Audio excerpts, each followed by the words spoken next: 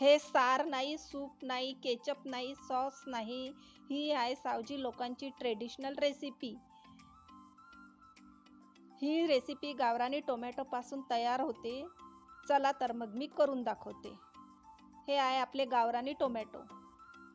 टोमॅटोला बारीक कापून घेतलं, चिरून घेतले, हिरव्या मिरच्या चिरल्या आणि एका पातेल्यात घातलं. त्यात मीठ, हळद, तिखट आणि थोडं पाणी घालून शिजू दिलं. लक्षात ठेवा, त्या पातेल्यात तेल घातलं नाही आहे. थोडी चिंच घातली टोमॅटो बरोबर शिजायला.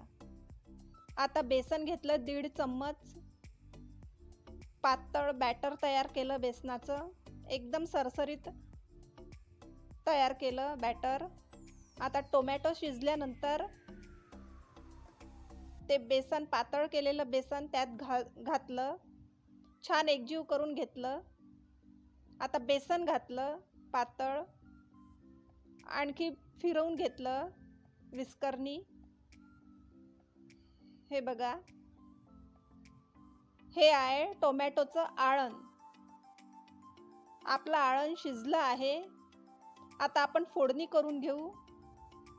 तेल घातलं, मोहरी, जिरं, लसूण घातलं, कढीपत्ता घातला,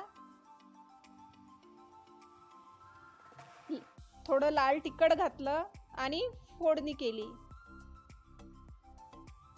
वाव, मस्त झाली आहे आपल्या आळणाला फोडणी. थोडं सावजी मसाला घातला, चिमूटभर हिंग घातला आणि कोथिंबीर घातली.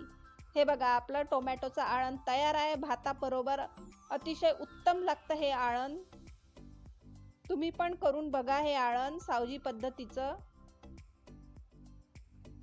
वाव, मस्त.